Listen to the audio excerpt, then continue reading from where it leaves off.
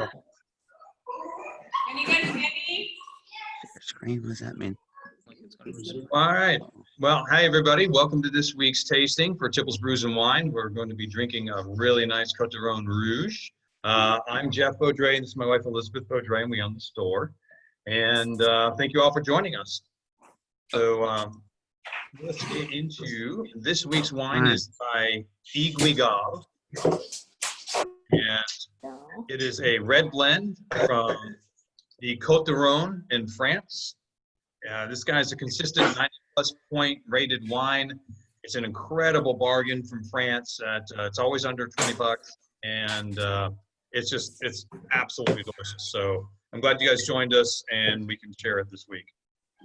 So I'm thinking I actually do a little bit more of an intro normally before, but then everyone's anxious to pour. So I think what we'll do now is I've done a short intro. Let's go ahead and pour the wine, and then I'll talk about the Cotes du Rhone in the wine. So I know most of you guys are ahead of me anyway, and I don't blame you.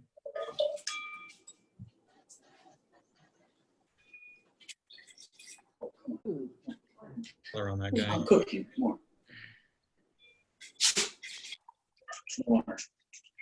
Dark garnet. All right, so I've got a light chill on my red, which I know we say this every time, but you never know when somebody's first time is here. So I've got this down to around 60 degrees, which is where I like to serve my red wines. And like we said in the intro from last week, this wine would pair really well with grilled meats, stews, grilled vegetables, both sharp and creamy cheeses. And my notes are like, yes, please, both. Thanks. But you're missing the best. Yeah, right. And, Dark chocolate.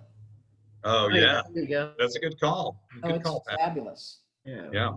And actually, the other thing that my household can attest to, because I served this with it the other day, was filet mignon. It's incredible. Yeah. Nice. It's more for the leaner cuts of beef than the fattier cuts of beef for this guy. So this is from the Cotes du Rhone, the southern part of Rhone. Cotes du Rhone and Southern Rhone are pretty much synonymous. And this region of France is known for predominantly red blends, and predominantly they're going to be Grenache and Syrah blends. They actually have a long list of other red varietals, but what dominates is Syrah and Grenache in this region. This particular wine is Syrah dominant, and then Grenache secondarily.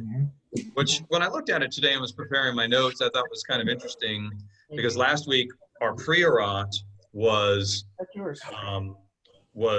Garnacha, so Grenache dominant, and then Syrah thereafter. So we've just flip-flopped it this week with a different region in the world. So Syrah, so in this part of France, will you do me a favor, pull up the image of the Cotes du Rhone? So this area in France is all along the Rhone River. And let's go to the next. Would this be down closer to Avignon? This is down, so it's south of Burgundy and just north of Provence. I'll show you guys a map in just a moment. We'll see it. So this is what the terroir looks like in that area. It's all based around the Rhone River. And the fact that it's a valley will factor into another atmospheric condition that matters here that we'll discuss later on. Let's go ahead to the next slide. Thanks. All right, so here we have the Rhone is in the bottom right in yellow in France. So we have Provence is right below them, right on the coast. Yeah. And we have the southern Rhone. Then we go into the northern part of the Rhone, which is the smaller yellow area right above there. Those guys are Syrah specialists right up there. So in this area, in the southern Rhone, I almost call it the kitchen sink blending of France, because yes, you're always going to have Syrah and Grenache, but they also use Mourvedre, Cinsault, Counois, Carignan, Grenache Blanc, Marsanne, Roussanne, Claret, Bourbon Blanc, and other players. I mean, there's all kinds of blends from here. As a matter of fact, there technically are 22 was one of the listings I read. I have a wine in the store called 22 Pirates, and that is based on Southern Rhone red blends, and it's the 22 is basically based on the different grape varieties for the region. So let's go ahead and give this guy. Yeah, we'll go ahead and jump back to me. Okay. Yeah. So we'll go ahead. Let's go ahead and Taste it. take a sniff of the wonderful aromas this wine has to offer. It's really rich. Let's start with the fruit, and we'll go to the secondary characteristics afterward. I got black cherry Oh, totally. Yeah. and smoke. Yeah, definitely Yeah. smoke. Yeah, I was gonna say like a smoky minerality to it or something else like that. Almost like sound whatever, but like almost like an asphalt or something else like that. Sure. Yeah, I think it plays with that smokiness, and then it goes to kind of almost a slate kind of effect in there. Yeah, for the minerality, and they play together. And that's one of the nice things I like about old world wines is, yes, they like this guy, Rhone has some great fruit characteristics, which is really friendly for Americans to drink. But you don't have to search for those secondary characteristics that give you the terroir and the expression of place, and it does jump right out of the glass. There's a little bit of an anise quality as well. Chalky? I can see Sure. that. Yeah. Very plumish to me. Plum. Ryan. Plum, yeah, I can go plum. And I think the plum's going to jump out of the glass even more on the palate. Take a sip. Smoky. No, that's great. There's a definite, almost a stewed plumminess. Whoa. Somebody's. That's Bubbles and Kiwi. I'm sorry, were we not giving you any attention? That's Someone's using a chainsaw over there. Right? So, Yeah, I taste the plum, but I don't smell it. okay, yeah. And to me, because there's a really nice, there's a nice, they do let the barrel have some effect in here, which is going to give you some of that baking spice quality. So it's like a stewed plum to me. It's, like a kind of an old dessert plum where it's not in any way sweet, but it is rich. Dude, So I get a little- I have not heard that before. That's perfect. Yeah. I get a little leathery, dry taste Yeah. of it. Yeah. Mhm. Mhm.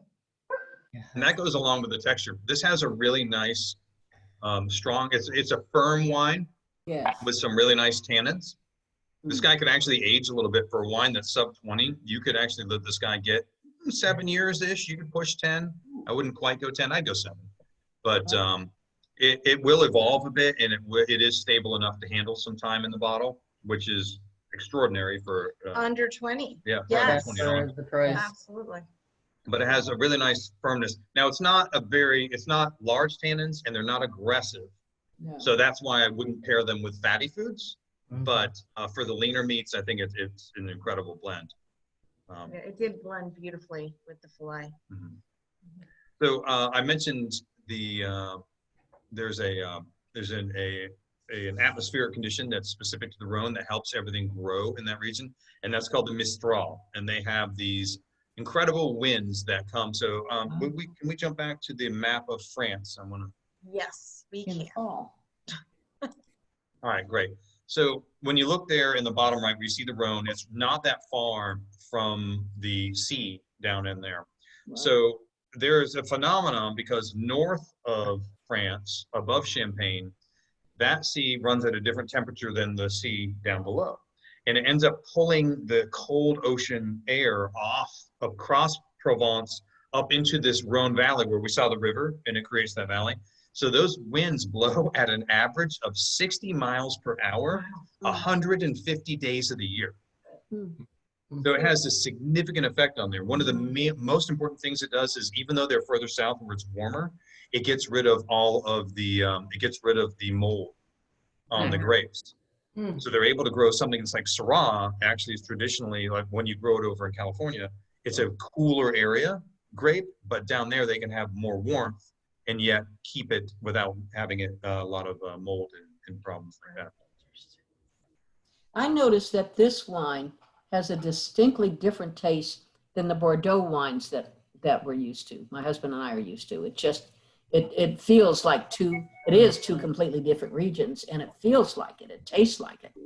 Yeah, you're right. I think that's a good point, Pat, because it is a very, and really France does tend to do that. And I think that's one of the exciting things about French wines. It is a country that produces very distinctly different wines from different regions. And you're right. So here we are in the Rhone, where they're using completely different varietals. There's no Cab and Merlot in this area. They're not growing it there. It's all over in Bordeaux.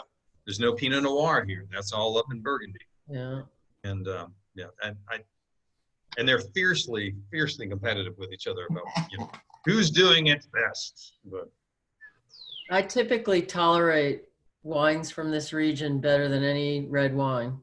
Oh, wow. It's interesting that you were talking about the winds keeping the molds from growing, because I'm wondering if that's why. I bet it is. it could be. The other thing is that the French in general are biodynamic and organically producing, even if it's not on the bottle, more than any other country in the world. Wow. And then another thing that you bring up, Harry, which is interesting, is how you enjoy these wines. The #1 exported location for Southern Rhone wines is the United States. Mm. So their #1 export is the United States. So Americans drink more Southern Rhone French wine than any of the other regions. Interesting. Yeah. Now, part of that's going to be price point, I think. Yeah, but it's just delicious. I And agree. It's so worth the money. I mean, it's Yeah. definitely worth it. And Mhm. so I ended up decanting this about 6 o'clock, Okay. and it actually it got nicer after I decanted it and let it air out a little bit more. I'm sure, and that is one of these things, like we were talking about ageability and decantability in there. This is a wine that will evolve, and we're not all in here drinking a $75 glass, bottle of wine. Right. Yeah. It's an astounding, it's an astounding value. It's one of the best in the store, and I hadn't had any of this in about 2 years. There's just so many wines that I drink through. And I revisited it for the fillet, and I thought, I am going to feature this wine. This is an outstanding one. It's one. It should be one that I sell constantly because it's just so easy to like. Mhm. Yeah, I think decanting is a good call because we poured it and I was like, immediately I was like, this was like really, really acidic and like, Yes. I took a smell and I was like, whoa. Yep. And I That was like my had to like first let it thing. sit there and breathe for a second. And I took a sip and I was like, all right, I wanted to wait and come back to that for a minute. But after it's been open now for a little bit, I'm like, oh, this is it very quickly becomes, a lot less acidic, and a lot of the more fruit forward characteristics that kind of come out. And even the things we've mentioned, like leather or any of those, like, again, slate and stuff like that, come through much more naturally as opposed to like just getting hit. It was like walking outside and having like your glasses fog up or something else like that because of the humidity. Right. Well, and it is evolving. And like I'd say at this point, which I didn't mention I mentioned pairing well with chocolate because Pat did. Pat brought that up. There's actually a bit of a chocolatey quality coming out, almost a cocoa quality coming out in the You wine. have to wait for it. It Right. takes a Yeah. It does. It's just beginning to come out now in my glass. So. I'm glad that you can taste that. Brian thinks it would be better if it was a white, obviously, but also sweeter. So he said, could you, because when you add sugar or sweet and low to make it sweeter? I'm not getting any more of these. Maybe stick some honey. That'd be good. Like how in Italy they give kids a little glass of wine, but they like super saturate it with Oh yeah, sugar they too. pour it over And in then sugar. over time they start, yeah. So we'll introduce Brian that way too. We'll put sugar and then slowly remove it so he can get used to it. We'll weed You them gotta have some equal for your wine, Brian. equal. Is Mhm. that even Yeah, possible to sell anymore?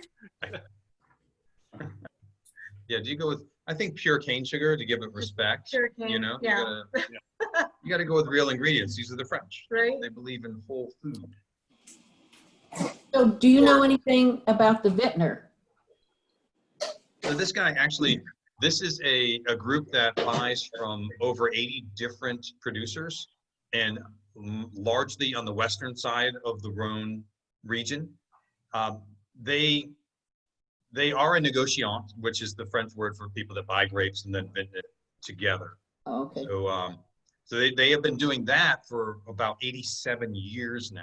Wow. So they've got a long time in this, and their relationships go back, you know, obviously a long time. So they get a pick. They get a pick of some of the best grapes in the area, which I think really shows.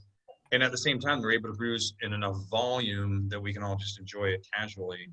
So I thought that was kind of fun.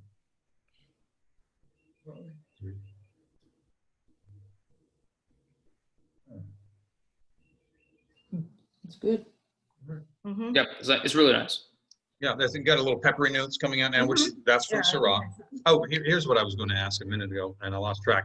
So, does anyone find any parallels to last week's Priorat, which had the same two grape varietals but a different area? Did anyone finding any similarities in the taste? I think last week we thought it was kind of cherryish. Yeah.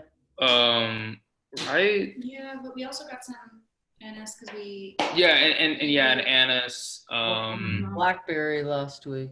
Yeah. I think this one's a lot less fruit forward, which would make sense if last week's was more Grenache based and this one's more Syrah, right?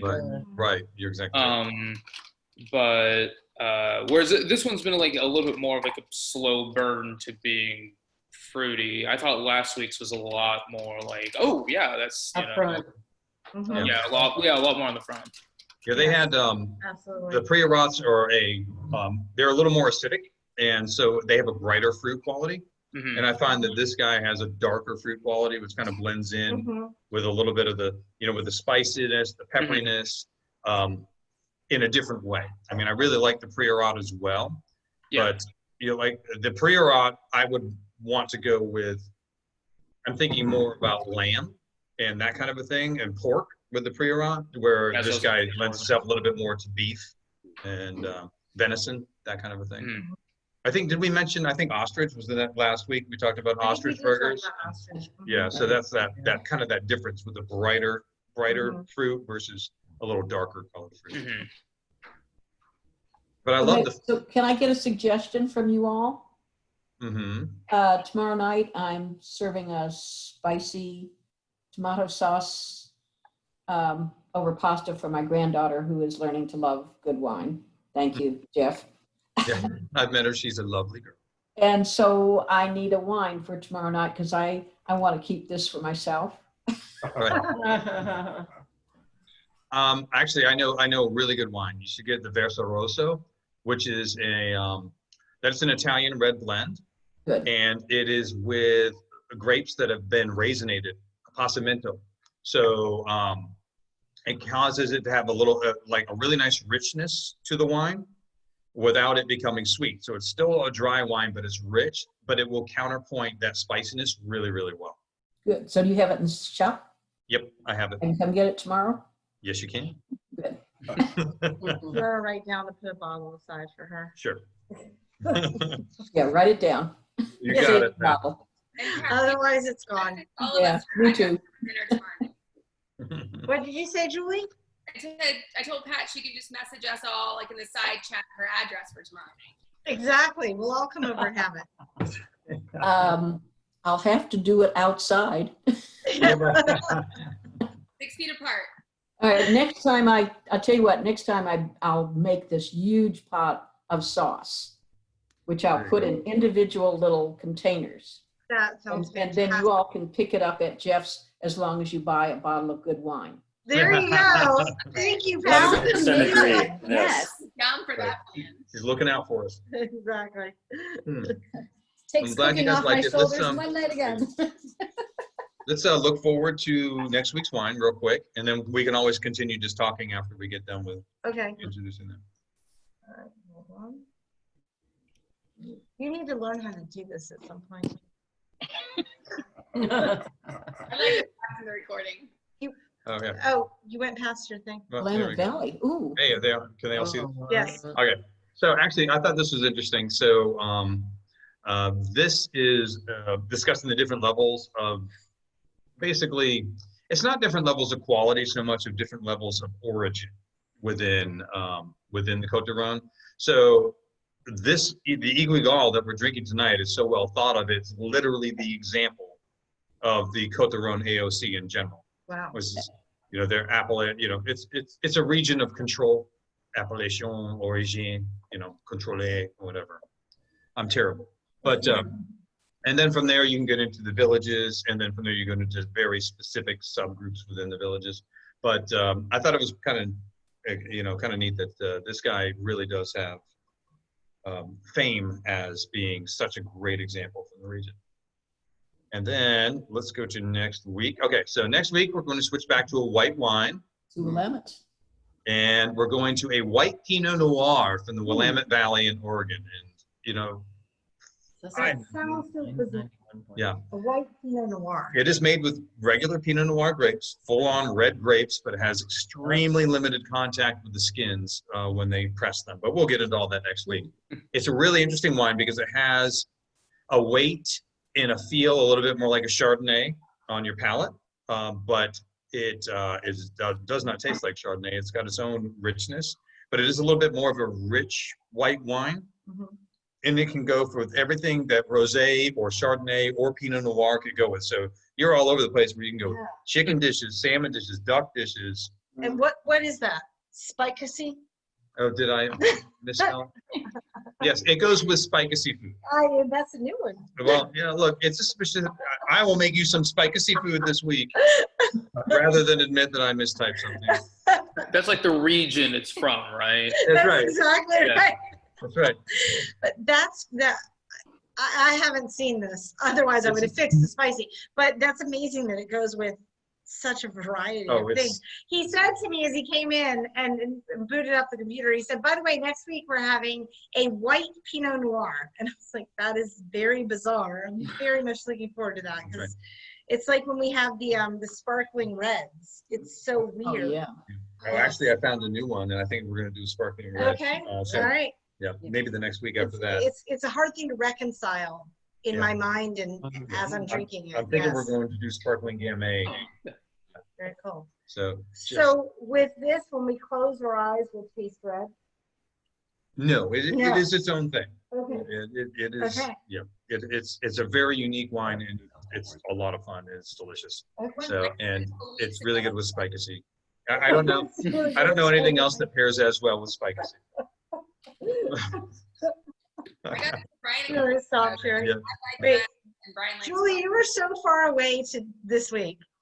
I'm so sorry. Thank you. I don't really live here yet. We're filming in a house we don't actually own. Right. And so, yeah, we had to makeshift a photo area. But I actually got that wine for Brian a few weeks ago because he prefers whites and I prefer reds. And Jeff was like, we actually have a white Pinot Noir in the store. I was like, sold. And we both loved it. So I'm really excited. Oh, wow. Oh, I have yet to have anyone drink that and say, no. Everyone likes that one. So- Fantastic. And it is something that people don't tend to see around, and I think I'm excited to do it. I thought it was a no-brainer when I was looking around for a white. It's like, oh, that's one of my favorite cool whites. Well, thank you guys so much for coming. Wait, before we toast, All right. does anybody have any more comments about this week's wine? The tannins. Just kidding. Oh. I just wanted to thank you for hosting this. As a new member, I had a lot of fun trying this wine. Well, thank you for joining us. I appreciate it. It's been probably a good 10 years since I've enjoyed red wines on the regular. I've been drinking, whites more so in the last few years, but this is very good. I used to drink probably Malbec as most common red back in the day, and this seems pretty comparable to me. I enjoyed it. So Excellent. thank I'm you. glad you liked it. Thanks for joining us. Welcome to the group. Yeah. Thank you. So that's Scott. That's Brian's brother up in Pennsylvania. Oh, you're converting everyone now. Yeah. Now We're we have- expanding. We're multi-state, soon multinational, baby. Tipples. Can you both smile? Can I see how related you guys are? Smile, both of you guys. Oh, you can tell they're related. Oh my gosh. There's Yeah. something. It's funny because it's not when they are I- together. When you're I have looking the at better beard, obviously, but the smile is pretty good. when you see them, you're like, yeah, they look related, and then they hang out together, and it's like that creepy, like take a step back, like okay. Scott, how are these wines pairing with your many beers you've had today? Very well. I've been all over the map so far. I've tried a few hazy IPAs and double IPAs. I'm on a maple amber ale right now, and I did properly cleanse my palate before this, though. I didn't want to intrude on the body and the wine and everything of the wine. So Like a true connoisseur. Perfect. yes. All right, so let's raise a glass and then we'll stop the recording, but we can continue talking if you guys would like. So Cheers, thank you for everyone. coming. Thank you. Sláinte.